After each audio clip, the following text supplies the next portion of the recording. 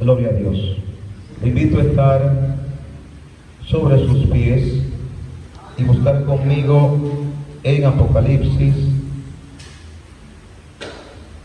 Gloria a Dios. Capítulo 19.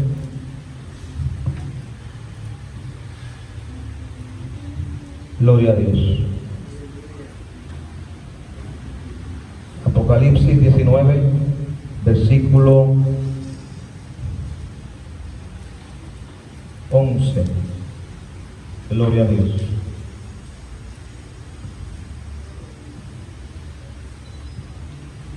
Vamos a dar tiempo.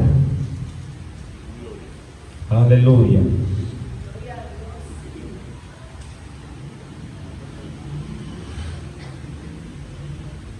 Bien, la mayoría lo tienen. Leemos en el nombre del Padre, del Hijo y del Espíritu Santo. Amén.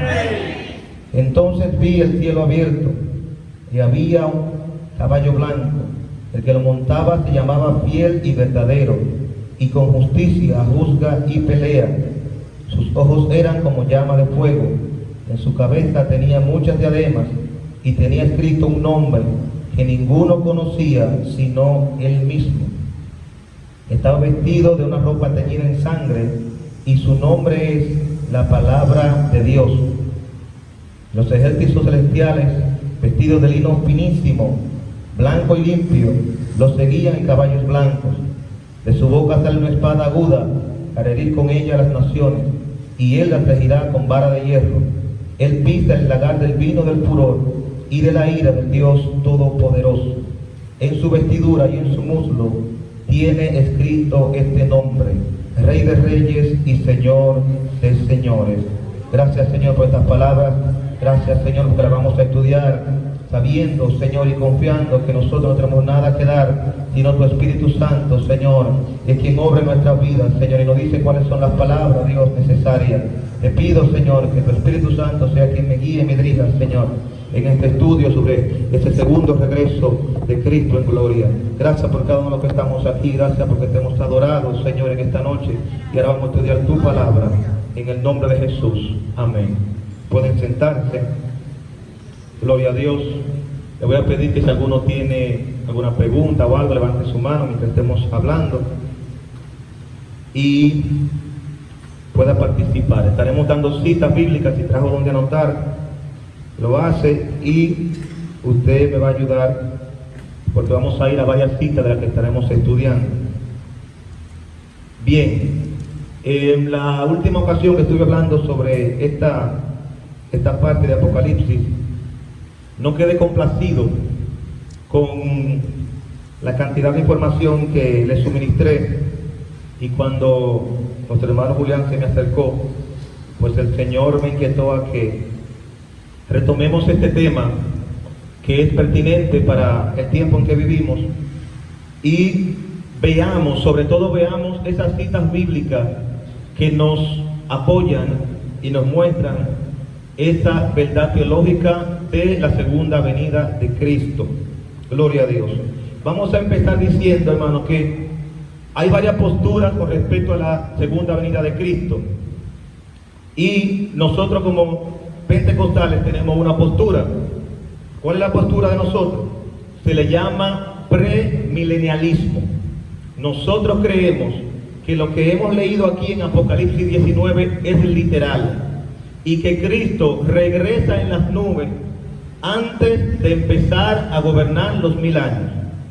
Hay otra postura que se llama amilenialismo, donde enseñan que no habrá milenio y que Cristo no regresará a la tierra. Y la otra postura es postmilenialismo, que enseñan o creen que Cristo vendrá a la tierra luego del milenio. Ahora, yo digo algo simple. La lógica nos dice que es imposible que Cristo venga a la tierra luego del milenio, porque la Biblia enseña que Él es el rey que va a gobernar en el milenio. ¿Usted ha visto un gobierno donde no hay presidente? ¿O un reinado donde el rey no está? Entonces, bíblicamente, Cristo debe llegar primero para establecer su reino, porque Él es quien lo va a establecer y Él es quien va a gobernar 1000 años. Por lo tanto, creemos que esta secuencia lógica que tenemos en Apocalipsis 19 es consecutiva con Apocalipsis 20, que luego de que Él desciende y vence al anticristo, entonces instaura su reinado de 1000 años. Dicho esto, siguiente diapositiva, por favor. Ariel, y algo para arrojar más luz también. Te recordamos que el pueblo de Israel, cuando él vino, ellos esperaban un rey, ¿cómo se dice? Literal, que iba a gobernar, y él le explicó y dijo que no vino a reinar literalmente, sino a cumplir el trabajo de su padre. Pero entonces se supone que en algún momento va a venir él a preparar el reino, ¿verdad?, para reinar. O sea que... Amén. Así es. Cuando estudiamos la Biblia, hermano, no podemos pasar por alto pasajes que nos explican cosas. Por ejemplo, hallamos que el Señor le dio a David la promesa davídica, que así que se conoce, o el pacto davídico, donde Él le dice: de tu descendencia nacerá uno que va a reinar eternamente y para siempre por los siglos de los siglos. Por eso a Jesús se le llama hijo de David. Entonces, literalmente Jesús debe gobernar para cumplir esta profecía. Por favor.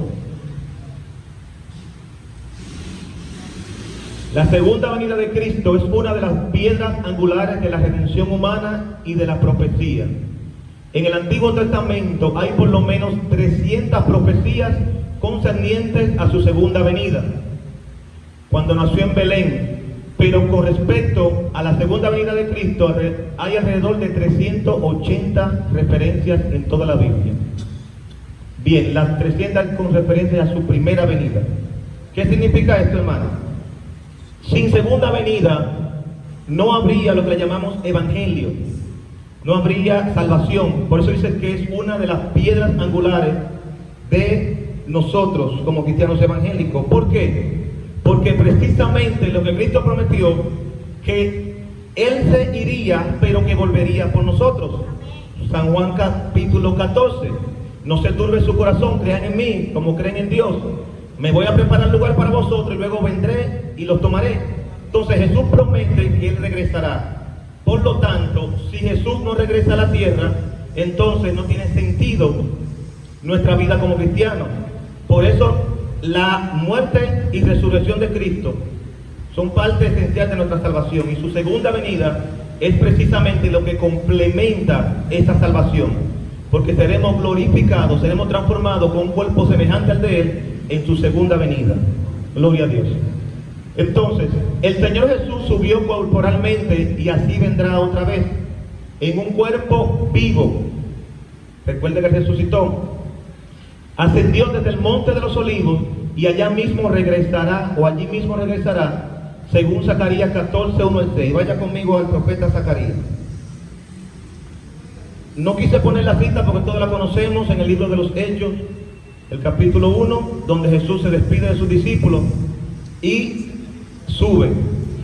Los ángeles se ponen al lado de los discípulos y le dicen: varones Galileos, ¿qué están mirando? Este mismo Jesús que subió al cielo, así mismo regresará. Pero ¿desde dónde Él subió? Desde el monte de los olivos. Ahora bien, esta cita de Zacarías me encanta. Yo soy un fanático de este capítulo 14 de Zacarías, porque nos muestra muchas verdades respecto a la segunda venida de Cristo. Si usted está ahí conmigo, y los que no están aún, Zacarías está antes de Malaquías, y Malaquías es el último libro del Antiguo Testamento.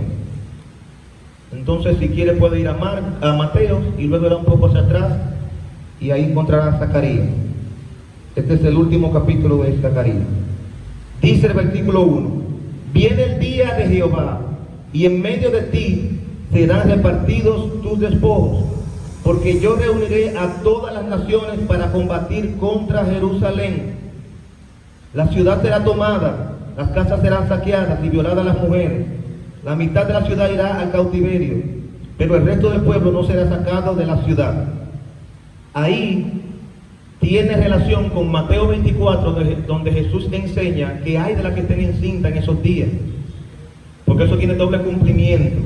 Se cumplió cuando el general Tito destruyó el templo y saquearon a Jerusalén, y también se cumplirá en la segunda venida de Cristo, en lo que la Biblia le llama la angustia de Jacob, o la gran tribulación, donde Israel será perseguido y las personas huirán a los montes, y Jesús dice, oren para que no sea en tiempo de invierno, porque no habrá tiempo de usted ir a buscar un abrigo. Entonces, esto es lo que está detallando aquí Zacarías, donde dice lo que va a pasar con Jerusalén, las casas serán saqueadas, etc. ¿Por qué sabemos que esto, además de que se cumplió cuando se destruyó el templo, sabemos que también eso es futuro? Porque aquí vemos en el versículo 4 que dice, en aquel día, ahí entramos a la segunda venida, se afirmarán sus pies sobre el monte de los olivos, que está enfrente de Jerusalén al oriente. Entonces, en aquel día, está hablando de esos días en los que el versículo 1, 2 y 3 estuvo hablando que Jerusalén iba a ser tomada por los gentiles. Aquí yo quiero puntualizar algo que siempre lo hago cuando toco este capítulo, y es que aquí tenemos una base bíblica para demostrar que Jesús es Dios. Recuerden que hay muchas personas que dicen que Jesús no es Dios, que es un ángel. La Biblia dice en el versículo 1 que leímos aquí en Zacarías 14 que viene el día de Jehová, y luego dice en el 4 que en aquel día se afirmarán sus pies. Entonces está literalmente diciendo que Jesús es Dios, porque la Biblia nos enseña que el que regresará es Jesús. Pero aquí, como Zacarías no tenía el conocimiento, porque Cristo no había venido, él le llama a Jehová, le llama a Dios. Entonces está diciendo que Dios va a venir y va a posar sus pies en el monte de los olivos. Por lo tanto, ahí tenemos otra referencia más para ver que en la Biblia Jesús es Dios.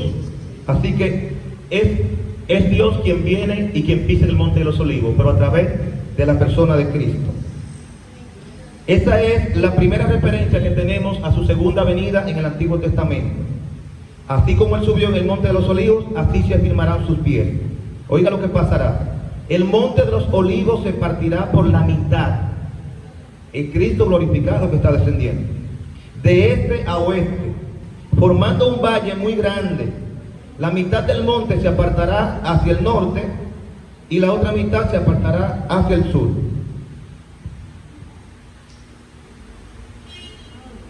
Bien, yo quiero leer el 6 porque es muy interesante. Cuando Jesús desciende en el monte de los olivos, así mismo como se fue, ahí se cumple literalmente su segunda venida. Explico. Estamos estudiando la segunda venida de Cristo. La segunda venida de Cristo consta de dos partes. A la primera le llamamos rapto o arrebatamiento. Este rapto o arrebatamiento se llama específicamente así porque no se le puede llamar venida, porque la venida de Cristo teológicamente cuenta cuando Cristo baja a tierra y pisa suelo, y la Biblia nos enseña que Él nos esperará en las nubes, ¿verdad? Porque Dios mismo con voz de mando, con voz de arcángel, con trompeta de Dios descenderá del cielo. Usted conoce este pasaje muy común que se predica mucho. Por lo tanto, en el rapto es una venida de Cristo por los santos, por la iglesia, donde nadie le verá. El versículo que dice que así como el ladrón que llega de repente, eso se ajusta al rapto de la iglesia, no a la segunda venida. Porque esta segunda venida donde Jesús vuelve al monte de los olivos, dice la Biblia, y todo ojo le verá. Y todas las naciones de la tierra harán lamentación por él, porque mirarán a quién, al que traspasaron. Esta profecía la da también Zacarías aquí. Por lo tanto, el rapto de la iglesia, nosotros decimos la venida de Cristo, pero realmente lo que se le llama segunda venida es cuando Él viene, porque Jerusalén está siendo atacada por el anticristo y todo su ejército, todas las naciones del mundo que estarán bajo el control del anticristo, van a reunir a todo ese ejército del mundo entero para atacar a Jerusalén. Entonces Cristo viene a rescatar a Jerusalén, a rescatar a su pueblo. Y aunque no es parte del estudio, el versículo 6 es muy interesante y lo quiero decir para no dejarlo por alto. Acontecerá que en ese día no habrá luz, ni frío, ni hielo. Oiga, será un día único, solo conocido por Jehová, en el que no habrá ni día ni noche. Pero sucederá que al caer la tarde habrá luz. Me encanta esos versículos, hermano. Cuando Cristo descienda a la tierra y pose en el monte de los olivos, provocará un terremoto que el monte se partirá en dos. Pero imagínese usted, ¿qué pasaría si el sol desciende a la tierra? ¿Usted cree que habrá algún lugar de la tierra donde haya noche? No. La noche existe porque como el planeta da vuelta, llega un momento en que la tierra gira y hay una parte que se aleja del sol. Pero como Cristo brilla y resplandece como el sol, cuando Cristo desciende a la tierra tendrá tanta luz que ese día completo será un día de 24 horas de luz. Cuando lleguen las 6 de la tarde, el día seguirá como que son las 3 de la tarde. Por la presencia todopoderosa y gloriosa de Cristo Jesús en el mundo. Por eso dice que es un día único, solamente conocido por Jehová. Porque nunca en la historia ha habido un día donde en 24 horas en ninguna parte del mundo oscurezca. Será ese día. Gloria a Dios. Continuamos.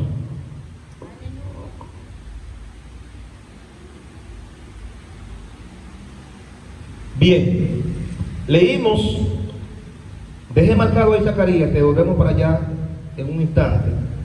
Leímos que el cielo fue abierto y Juan vio un caballo blanco y el que lo montaba se llamaba Fiel y Verdadero. En la Biblia el caballo simboliza fortaleza y simboliza guerra. ¿Qué significa? Que Cristo viene como comandante en jefe de los ejércitos celestiales.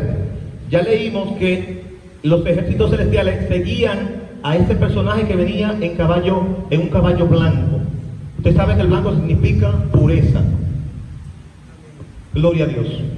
Entonces, una cita muy interesante y que muchas veces nosotros no la entendemos o la pasamos por alto. Vamos a buscar Segunda Tesalonicenses, capítulo 1, versículos 7 y 9. Aquí el apóstol Pablo nos abre un poco más de luz sobre ese segundo regreso de Cristo a la tierra. Gloria a Dios. Segunda carta a los Tesalonicenses, versículo 7.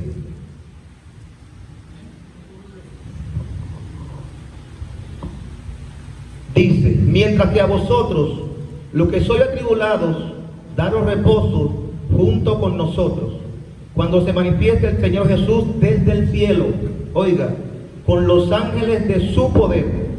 Pablo está describiendo que aunque estamos pasando aquí por tribulaciones y pruebas, seremos consolados cuando Jesús se manifieste desde el cielo con los ángeles de su poder. En esos versículos que leímos de Apocalipsis, Jesús desciende con los ángeles y con nosotros, la iglesia redimida.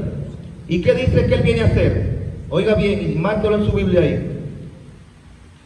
Repito, se manifieste el Señor Jesús desde el cielo con los ángeles de su poder, en llama de fuego, para dar retribución a los que no conocieron a Dios ni obedecen el evangelio de nuestro Señor Jesucristo. Él viene a dar el pago, a dar la retribución a todos los desobedientes que estarán aquí.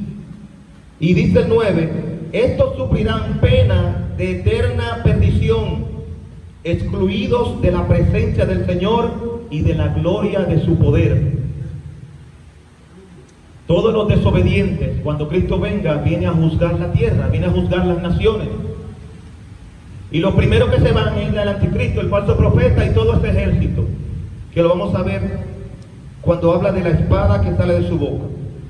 Entonces, usted puede marcar esos versículos porque ahí Pablo nos está diciendo la manera en cómo Cristo viene y a qué viene. Viene como guerrero porque viene a dar el pago a todos los que lo rechazaron, lo maldijeron, etc. Continuamos.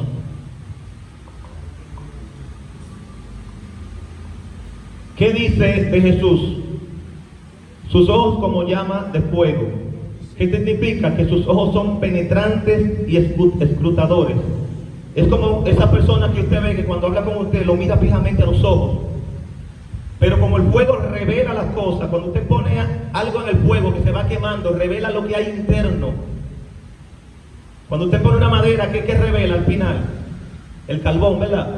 Entonces, los ojos de Jesús escudriñan. Como Él es omnisciente y Él sabe todas las cosas, con una mirada Él conoce el corazón, las intenciones y todo de las personas. ¿Por qué dice que sus ojos son así, como fuego penetrante? Porque Él viene como juez. Él viene a juzgar con justicia. Siguiente, por favor. Otra característica. Y había en su cabeza muchas diademas. Muchas diademas. ¿Qué significa? Que no era una sola. Si usted puede ver la imagen, trata de representar un poco como la idea. Es como si dentro de una corona hubiera otra corona. Y tratamos de buscar imágenes, ¿verdad? Creaciones humanas. Pero usted tiene que saber que ninguna imagen que pongamos ahí se compara a la gloria que Cristo posee y con la gloria que Él se va a revelar a nosotros. Eso es un intento humano de entender lo que dice la palabra. Pero la corona más hermosa que usted puede imaginarse, llena de diademas, de diamantes y brillantes, resplandecientes, una corona digno de un rey de reyes y de señor de señores. Siguiente.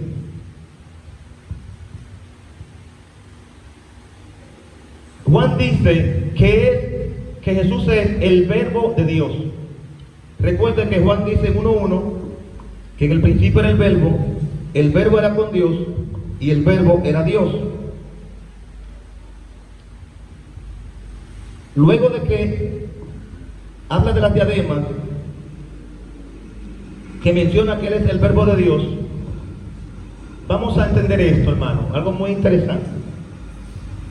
En hebreo incluye tanto el pensamiento abstracto como el pensador. ¿De qué estamos hablando? De la palabra verbo. En hebreo no está la palabra verbo, sino la palabra traducida para nosotros es verbo, pero la palabra es logos. La palabra que se usó ahí en el original, en hebreo sería logo. Y en griego es la palabra rema. ¿Qué significa? Para que entendamos. Cuando usted dice, por ejemplo, la palabra ya en nuestro idioma, verbo, usted está hablando de una palabra que indica acción. Esta es la definición de verbo. ¿Qué pasa? Los griegos decían que el verbo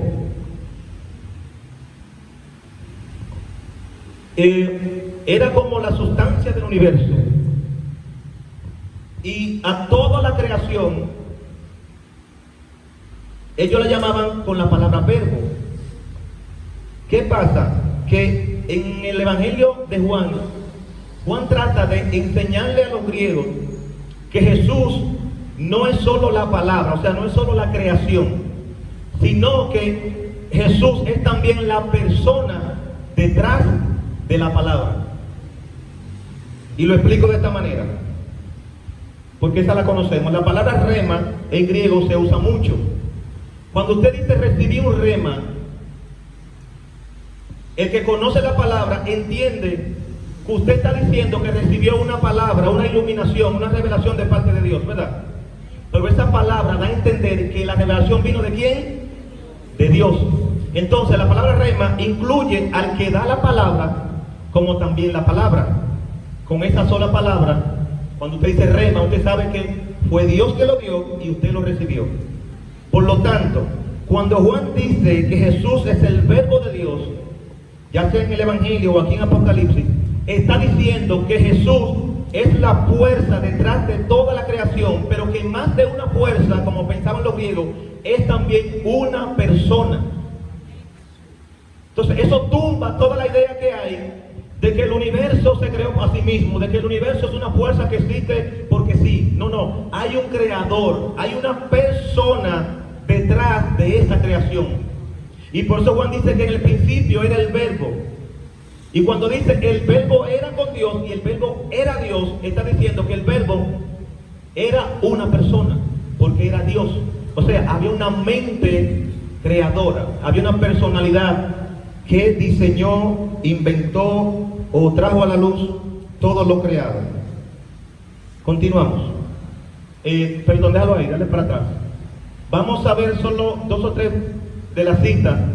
Primero, Hebreos 1, que los que están viniendo al estudio bíblico saben que estamos estudiando este libro en la guía, y muy interesante este libro. Y Hebreos 1:1 dice: Dios, habiendo hablado muchas veces y de muchas maneras en otro tiempo a los padres por los profetas, en estos últimos días nos ha hablado por el Hijo, a quien constituyó heredero de todo y por quien asimismo hizo el universo. ¿Por qué el autor de Hebreos dice esto? Porque el universo fue hecho mediante Cristo. Si Cristo es la palabra, y Dios dice en Génesis, sea la luz, Dios es el que da la palabra, pero Cristo es la palabra. ¿Se entiende? Entonces, en Génesis, cuando usted lo analiza profundamente, están todos trabajando. Está el Padre trabajando, está el Hijo trabajando y está el Espíritu Santo. El Espíritu Santo es la presencia de Dios que cubría todo. Dios es la persona quien declara la palabra y Jesús es la palabra creadora. Entonces, cuando Dios dice sea esto, sea aquello, hágase lo otro, esa palabra hágase es Jesús, porque Jesús es la palabra de Dios. Jesús es quien hace realidad lo que Dios hace. Y por eso dice que Jesús es el resplandor de la gloria de Dios y es la imagen misma de su sustancia. Porque como no hemos visto nunca a Dios y el que vino fue Jesús, entonces Jesús es la imagen de Dios. Jesús es la referencia que tenemos para saber cómo es Dios, cómo sería Dios en persona. Ese es Jesús. Esa es la palabra de Dios hecha carne. Y vamos a tocar solamente la de Colosenses 1, 16 al 17. Como están ahí, usted la puede notar y luego en su casa la puede estudiar más profundamente.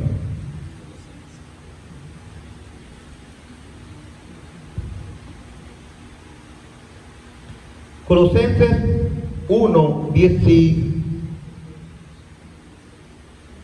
Vamos a empezar con el 15 para que tenga un poco más de sentido la lectura.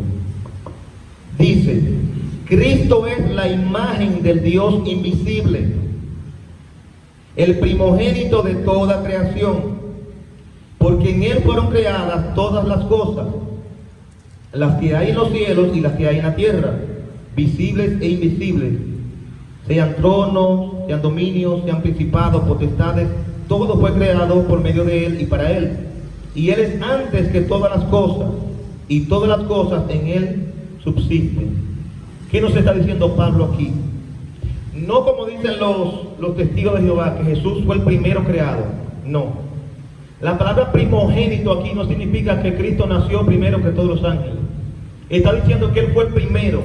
O sea, Él fue antes. Antes de todas las cosas ya Él existía. No es primogénito como cuando usted tiene su primer hijo, que antes de ese hijo no hay ninguno. No, lo que Pablo está diciendo aquí, que antes de que todas las cosas existieran, ya Cristo existía, Él estaba primero que todo. Por lo tanto, Cristo es Dios. Y luego dice que nada de lo que existe existiera sin Cristo. ¿Por qué? Porque acabamos de decir que Cristo es la palabra creadora de Dios. Entonces, cuando Dios dijo hágase el universo, ahí Cristo estaba también. No como dicen ellos de que Cristo fue el primer ser espiritual que Dios creó, porque la Biblia en muchos pasajes nos dice que Cristo es Dios. Ahora sí, continuamos. Dice: y de su boca sale una espada aguda, es su palabra, y hiere con ella a las naciones. Zacarías, volvemos a Zacarías, pero primero vamos a leer el de Salmos, que me interesa verlo primero. Salmos 2, 1 al 9. Estamos viendo que así como Cristo es la palabra, el verbo, así también como Cristo es Dios, su palabra es hiriente, es cortante. Si Cristo dice sécate, ¿qué pasó con la higuera? ¿Por porque la palabra de Cristo es la palabra de Dios también, porque Él es Dios. Entonces, ¿qué es lo que vemos aquí? Que Cristo, cuando venga a dar el pago a las naciones, Cristo no va a molestarse en alguna especie de pleito como cuando dos ejércitos se enfrentan. No, Cristo con su palabra va a destruir a todo el ejército del anticristo, y lo vamos a ver un poquito más adelante. Bien, este salmo, hermano, muy precioso. Recuerde que David era profeta, y la mayoría de las profecías concernientes al sufrimiento de Cristo y a la vida terrenal de Cristo la dio David. Y el Salmo 2 es un salmo profético, es un salmo escatológico. ¿Y por qué yo quiero que lo veamos? Para que veamos cómo se da esto. Oigan lo que dice. Estamos en el 1. ¿Por qué se amotinan las gentes y los pueblos piensan cosas vanas? Se levantarán los reyes de la tierra y príncipes conspirarán contra Jehová y contra su ungido, diciendo: rompamos sus ligaduras y echemos de nosotros sus cuerdas. ¿De qué está hablando? Del control, el dominio que tiene Dios. La gente cree que se puede deshacer de eso y hacer lo que quiera. Pero ¿qué dice? El que mora en los cielos se reirá, el Señor se burlará de ellos, luego les hablará en su furor y los turbará con su ira. Dice: pero yo he puesto mi rey sobre Sión, mi santo monte.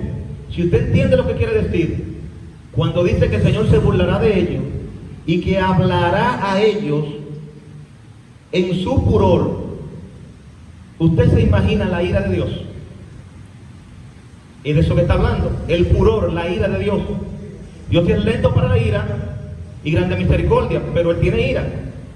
Entonces, cuando Cristo descienda, Cristo viene airado contra las naciones que están atacando a su pueblo, que están atacando a su nación, que están atacando a la nación que Dios escogió.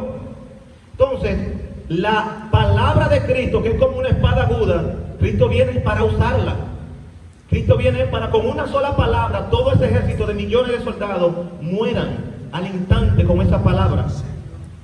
¿Por qué? Porque ellos han conspirado contra el Señor y contra su ungido, como leemos arriba. Luego que Cristo lo turbe con su ira, lo destruya con su palabra, dice entonces: pero yo he puesto mi rey sobre Sión, mi santo monte. ¿Qué significa? Que luego de destruir al anticristo y su ejército, Cristo empieza entonces a inaugurar su reino milenial. Dice: yo publicaré el decreto, Jehová me ha dicho, mi hijo eres tú, yo te engendré hoy. David está hablando inspirado por el Espíritu. Entiéndase que no es David, está hablando de Cristo.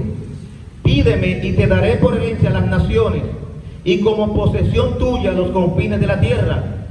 ¿A dónde Cristo va a gobernar? En toda la tierra será posesión de Cristo.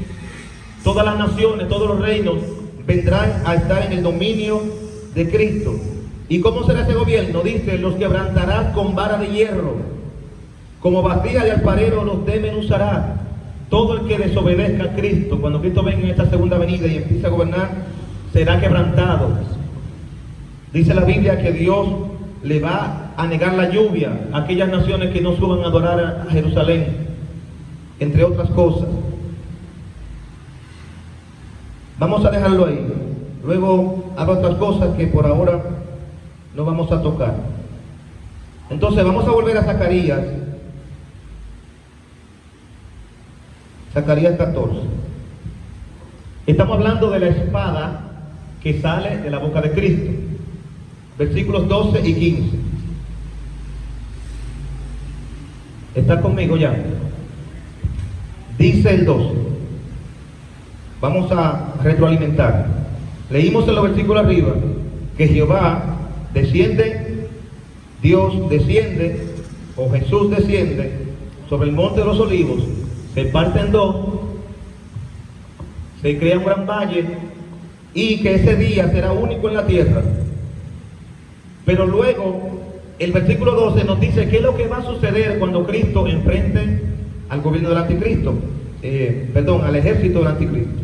Dice: esta será la plaga con que herirá Jehová. Vuelve de nuevo a decir Jehová. Y nosotros sabemos que el que viene es Cristo, por lo tanto está diciendo que Cristo es Dios. A todos los pueblos que pelearon contra Jerusalén. Oiga, ven, está bien claro. Esta será la plaga con que herirá a todos los pueblos que se juntaron contra Jerusalén. Dice, su carne se corromperá cuando aún estén con vida. Se les consumirán en las cuencas sus ojos, y la lengua se le deshará en la boca. Mire el poder de la palabra de Cristo. Yo no sé si usted ha visto, porque el ser humano está inventando mucho. Hay ciertas animaciones que se hacen a computadora, donde por ejemplo ponen una cámara fija a grabar por muchas horas y días, a grabar por ejemplo una flor saliendo. No sé si usted ha visto ese tipo de video. Y luego aceleran las imágenes y entonces vamos a decir que en un minuto le ponen todo lo que pasó con esa flor en 3 días, desde que empezó a abrir, y entonces usted ve como que automáticamente la flor va haciendo así. Pero esa cámara duró ahí 3 o 5 días grabando, pero lo aceleran para ver el proceso y usted ve como que en un instante la flor se abre. Este mismo sistema se ha usado con, por ejemplo, un animal en descomposición. Hay un cadáver muerto y lo aceleran la grabación, y lo que pasó en 2 o 3 meses, cómo la carne se fue pudriendo hasta que queda solamente el esqueleto. Así pasará con esta persona. Mientras los soldados estén parados, la carne se le va a caer como que ya tiene 3 días de muerto y se está pudriendo en vida. Los ojos se le van a deshacer, se le van a empezar a podrir en la cuenca. La lengua también se va a llenar de gusano y se va a empezar a podrir en vida. Cuando la gente caiga al suelo, ya será un grupo de carne putrefacta. Pero en vez de haber pasado 5 o 6 días, eso sucederá en segundos. Con el anticristo no va a pasar eso, porque la Biblia dice que vivos serán lanzados al lago de fuego, y también el falso profeta. Ahora bien, muy interesante algo que leí y estudié. Usted sabe que los enemigos del evangelio nunca creen lo que la Biblia dice, y siempre están buscando, como decimos, la quinta pata al gato. ¿Qué pasa? Que humanamente no había manera de entender esta plaga. Humanamente no había forma de entender cómo es posible que una gente se pudra estando vivo. Bueno, pues sucede que en la historia, cuando los japoneses estaban intentando conquistar el mundo, Estados Unidos tiró 2 bombas atómicas, una en Nagasaki y una en Hiroshima. Cuando esas bombas atómicas explotaron, pero la bomba atómica no cae a tierra, se queda en el aire y desde el aire explota. Y la radiación que eso desprende es lo que mata. ¿Qué pasa? Ahí los científicos descubrieron cuál es esa plaga. Cuando la bomba explotó, a los minutos y a las horas, todas las ciudades donde esta bomba explotó, las personas se empezaron a podrir estando vivas. Yo leí un libro donde alguien que sobrevivió decía que él veía cómo delante de él a la persona se le caía la oreja, así se podría, y se le caía la cara, y se le caían los brazos, y la persona se podría estando parada. Esa es la plaga con la que Cristo va a destruir a ese ejército. Y se comprobó humanamente que donde explota una bomba atómica, eso es lo que pasa con la carne de la persona. Que vamos a decir así, como que se desintegra todo lo que es lo celular. Y las células pierden la capacidad de estar sincronizadas y conectadas entre ellas. Y entonces empiezan a podrir rápidamente, y en pocas horas la persona se pudre en vida. Entonces hay 2 maneras como Cristo, si entendemos esto, o quizá hay más, pero mi mente hasta ahora solamente ha pensado 2, como Cristo pudiera hacerlo. Como Cristo tiene todo el poder, Él puede dar la palabra y simplemente con su palabra todos podrirse. Pero también, como Dios muchas veces obra con lo mismo de los hombres y usa las almas de ellos en su contra, puede suceder que toda esa bomba atómica que el anticristo y los soldados lleven para tirársela a Cristo y a Israel, Cristo haga que esa misma bomba le exploten encima a ellos y entonces también se pudran. De todas maneras, quien hace es Cristo. Entonces, si usted quiere, puede seguir analizando esto, Pero lo importante es que humanamente y científicamente se ha comprobado que existe esa forma de morir. Por lo tanto, por eso dice la Biblia que ¿quién podrá estar en pie ante la ira del Dios Todopoderoso? Los seres humanos no saben, hermano, lo que se enfrentan cuando blasfeman el nombre de Dios, cuando levantan el dedo arriba como que eso le hace algún daño a Dios. Cuando Dios lo único que ha hecho es amar al ser humano, enviar a su Hijo para que muera y nosotros podamos recibir vida eterna. No es la voluntad de Dios que la gente se pierda, pero como la gente ha negado a Cristo, ha rechazado totalmente a Dios, pues entonces Dios tendrá que castigar con justicia la maldad de ellos. Siguiente diapositiva. Dice, él pisa el lagar del vino del furor de la ira de Dios. Vamos a esta cita tan interesante de Apocalipsis 14, 17 al 20. Esa cita de Apocalipsis, eso es lo que se le llama un paréntesis, donde deja de narrar lo que está pasando en el cielo con los 144,000, y Juan narra como un preludio que tiene de cuando Cristo destruya a ese ejército que estamos estudiando en su segunda venida, lo que va a pasar. Tiene un subtítulo quizá en su Biblia que dice la tierra es cegada. Capítulo 14, versículo 17 al 20. Oiga lo que Juan vio. Otro ángel salió del templo que está en el cielo, llevando también una hoz aguda, y salió del altar con otro ángel que tenía poder sobre el fuego, y llamó a gran voz al que llevaba la hoz aguda diciendo: mete tu hoz aguda y vendimia los racimos de la tierra, porque sus uvas están maduras. El ángel metió su hoz en la tierra, vendimió la viña de la tierra y echó las uvas en el gran lagar de la ira de Dios. Ese lagar, recuerde que hay muchas cosas para estudiar la venida de Cristo y no tenemos tiempo para verlas todas, pero de manera rápida le voy a decir: el anticristo se va a reunir en el lugar más famoso de la Biblia. Usted lo conoce como la batalla de Armagedón. En el original sería la palabra Armegido o Megido. Ese es un lugar que está entre dos montes en Israel, donde hay una montaña acá, otra aquí, y ese gran valle se llama el Valle de Megido, se llama también el Valle de Josafat. En ese valle fue donde Acab perdió la vida, en la batalla donde Micaías le profetizó que no fuera. En ese valle fue donde David mandó a Goliat. Y todas las grandes batallas que usted lee en la Biblia se dieron en ese valle, que es un campo natural, que dicen los que saben de geografía, que no hay otro lugar natural donde tenga una llanura tan larga donde dos ejércitos puedan pelear y enfrentarse. Entonces, este lugar está próximo a Jerusalén.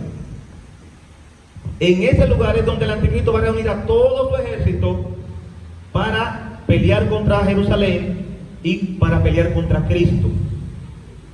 Ese lugar está fuera de Jerusalén.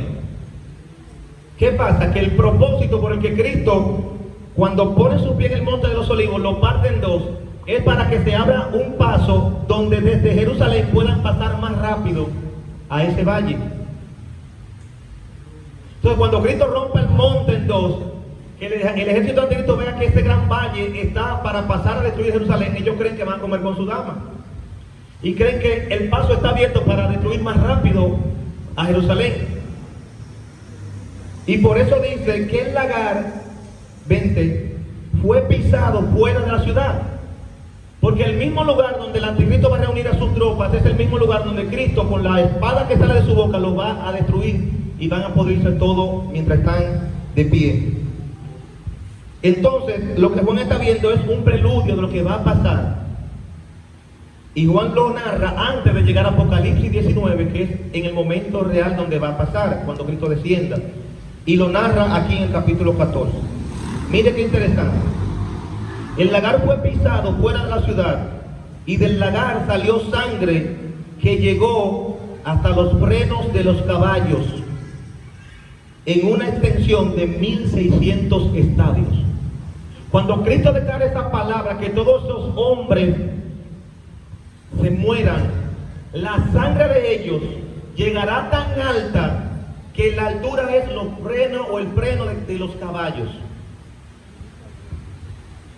Usted ha visto un río desbordado, ¿verdad? Pero este va a ser un río, pero un río de sangre. Mire lo que dice ahí, hermano, llevándolo a nuestro tiempo actual, por favor. Aquí dice que 1600 estadios equivalen a unos 292 kilómetros. Estamos hablando como de aquí a donde, a lo que saben del país, como de aquí a Santiago, por ahí, hay 200 y pico de kilómetros, o más lejos.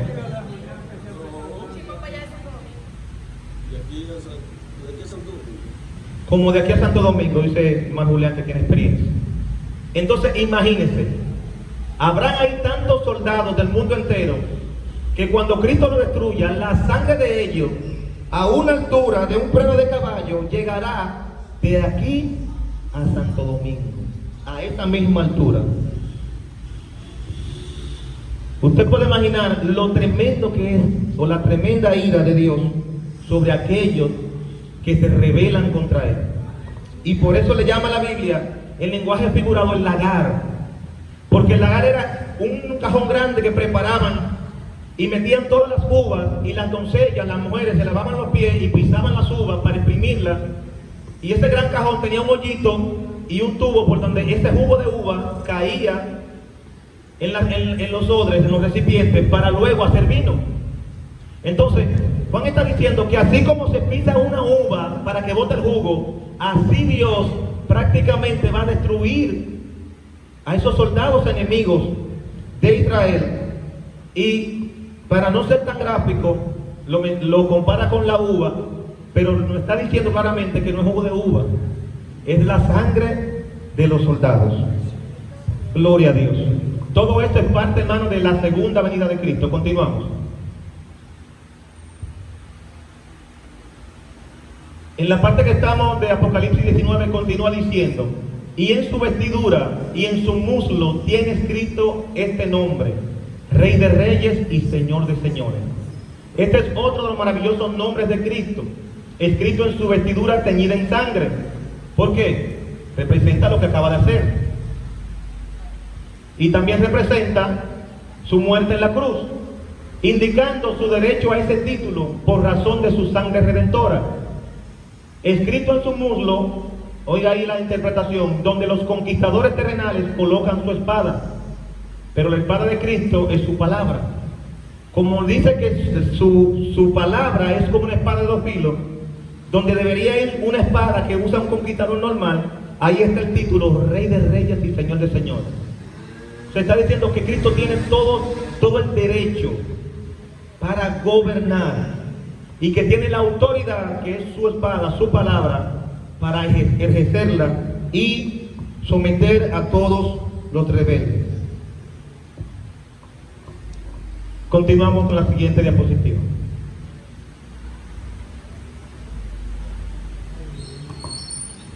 Vaya conmigo a Timoteo, donde vemos que Pablo nos da un consejo.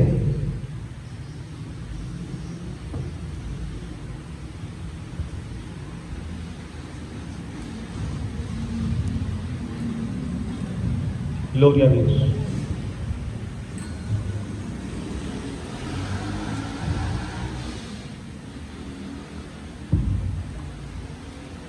Pablo le dice a Timoteo: te mando delante de Dios, que da vida a todas las cosas, y de Jesucristo, que dio testimonio de la buena profesión delante de Poncio Pilato, que guardes el mandamiento sin mancha ni reprensión hasta la aparición de nuestro Señor Jesucristo, aparición que a su tiempo mostrará el bienaventurado y solo soberano. ¿De quién está hablando? Del Rey de Reyes y Señor de Señores, el único Jesucristo que tiene inmortalidad, que habita en luz inaccesible, y a quien ninguno de los hombres ha visto ni puede ver. A Él sea la honra y el imperio sempiterno para siempre. Cristo, hermanos, está próximo a regresar a la tierra.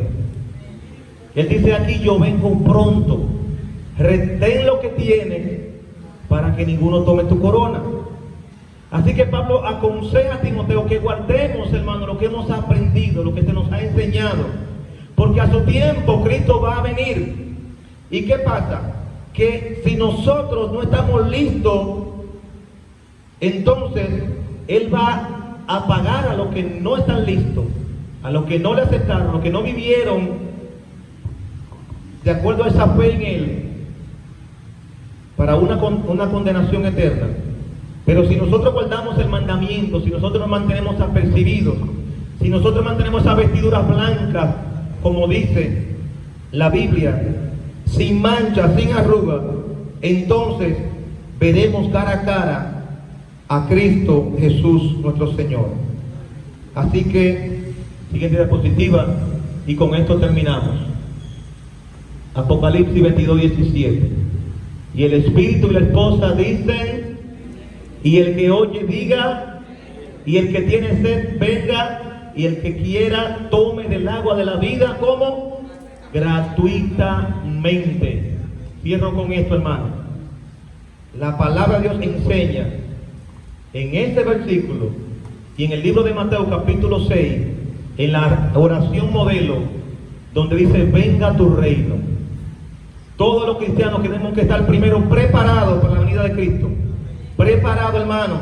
No coquetemos con el pecado, hermano. No juguemos con el pecado. Horrenda cosa, hermano, es ir al infierno después de haber conocido la verdad. Y la Biblia nos enseña que debemos anhelar el regreso de Cristo. Cuando un cristiano le diga a usted que no quiere que Cristo venga, ni que porque su papá y su hermano que no son cristianos, repréndalo, porque eso es antibíblico. El Espíritu Santo y la iglesia, la esposa de Cristo, dicen: ven, Señor Jesús. Dios le bendiga, Dios le guarde.